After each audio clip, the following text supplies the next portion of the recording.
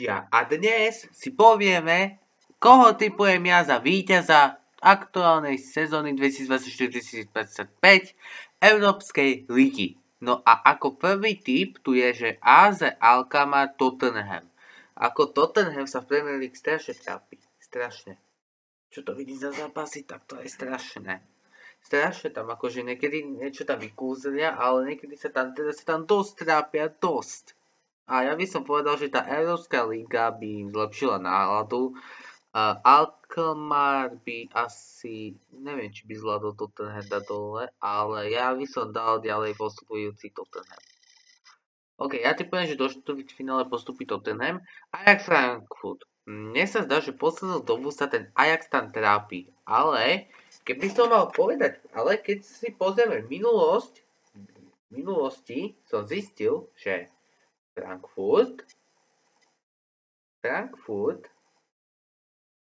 vyhral v sezóne 2021-2022 Európsku ligu. A ja tipujem, že Frankfurt bude bojovať o ten Európsky pohár ďalší, takže ja dávam, že do štvrťfinále postupí Frankfurt. Ideme ďalej. Podogrind Olympiakos. Olympiakos vyhral minulé konferenčnú ligu a tak sa tam prebojoval. A Bodogrind je podľa mňa ten klub, ktorý sa ešte niekedy vytrápil sa na tom 20 tam po predĺžení. Trápil sa. Aj keď sa tam ten tým trápi, tak to neznamená, že ešte hneď vypadne. Však minulé hrali akože v konferenčnej minulú sezónu, kedy vypadli? 2020-2024 tam kedy vypadli? Za Ajaxom tam vypadli. Kedy tam vypadli? No ja by som povedal, že ja by som dal ďalej Olympiakos. Môže prekvapiť Olympiakos, že by vyhradil Podogrind. Viktoria Plzeň Lazio. No Lazio sa úplne rozbehlo, ale čo urobila Viktoria Plzeň v konferenčnej lige, že išla až od druhého predkola až do štvrťfinále. A ja len kúkam, že čo? Ako to mohla urobiť? Ale vyzerá to tak, že teraz ich Lazio stopne a Lazio bude proste postúpiť tam ďalej. Takže ja tipujem, že v tomto súboji postupí Lazio. Neviem teraz, ako ich rozbije, neviem, či nájde na nich recept. Ale uvidíme. Fenerbahce Rangers. Tam do Fenerbahce prišiel nedávno Milan Škriniar. A pozeral som si výsledky a vidím na to tak, že proste keď tam došiel Škriniar, tak Fenerbahce úplne sa zobudilo. Až na ten zápas odvetný s Anderlechtom, to tam síce nebolo remizovo, ale keď došiel Škriniar do Fenerbahce úplne maká. Sa mi zdá. No a do tej prehry. Ale Škriniar sa v Fenerbahce proste darí. Takže ja dávam Fenerbahce a Rangers asi nepostupí.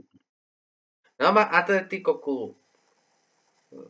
No tak to keď dostane Fenerbahce Atletico Bilbao, tak to dopadne asi Fenerbahce zle, lebo čo si pamätám, tak Fenerbahce prehral nad Atletico Bilbao 0-2.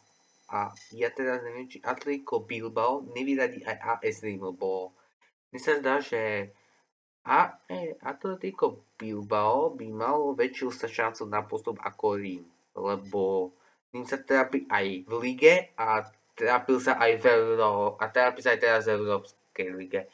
Takže ja by som povedal, že postupí Atletico. FCSB prevádza úplne šialenstva. To, čo vidím tie výsledky, tak to, že what the hell? Že čo to je? Že WTF, však čo je? Však jak to dokázal FCSB vyradil PAOK?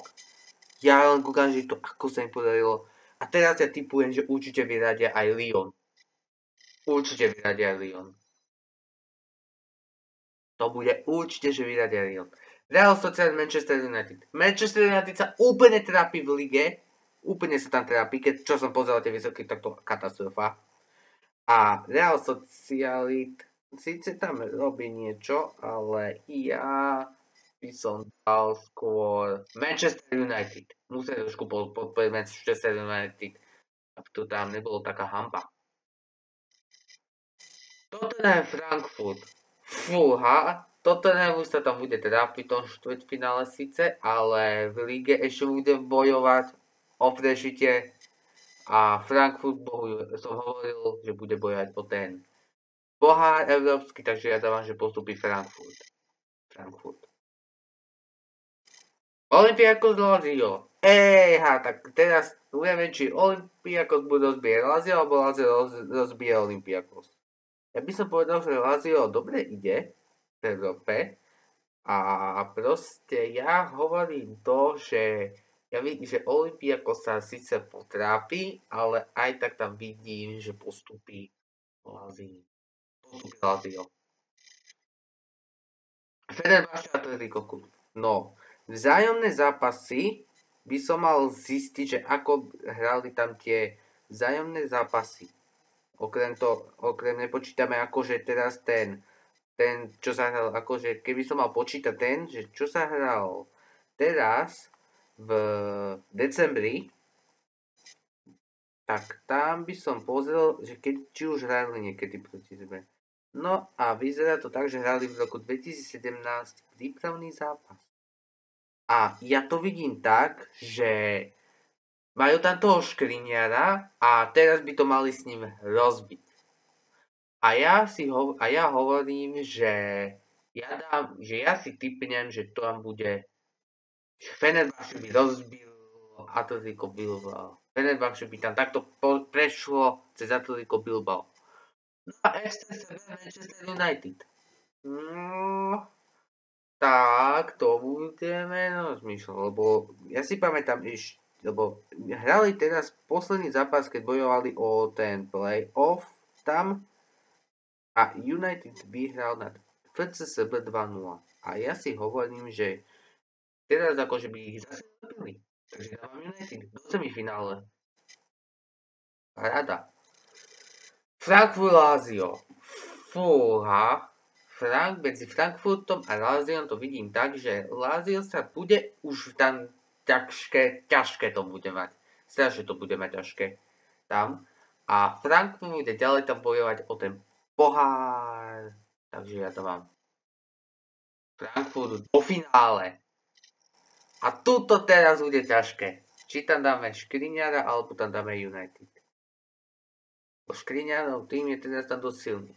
Tam, čo som pozeral. Ale United tam je už bude oslabievať. Asi možno ešte bude tam bojovať o tú Premier League sa tam bude snažiť. Takže ja si myslím, že United aspoň zvládne tamto do toho semifinále a ja myslím, že na Fenerbahce by mal na Fenerbahce možno bude stať.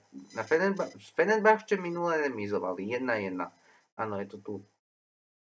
A keď sa pozrieme na výsledky minulé, tak Manchester síce povyhrával tie odvety tam povyhrával tam na Fenerbahce vždycky, keď bojovali tam v Európe ako keby.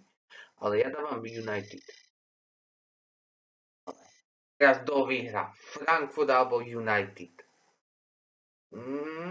Medzi Frankfurtom a Manchester United by som povedal, že síce United sa trápi a nechcem im dávať tam ďalšiu smolu, ale keď sa im to možno podarí a že by zvíťazili v Európskej lige, tak ja by som odpadol.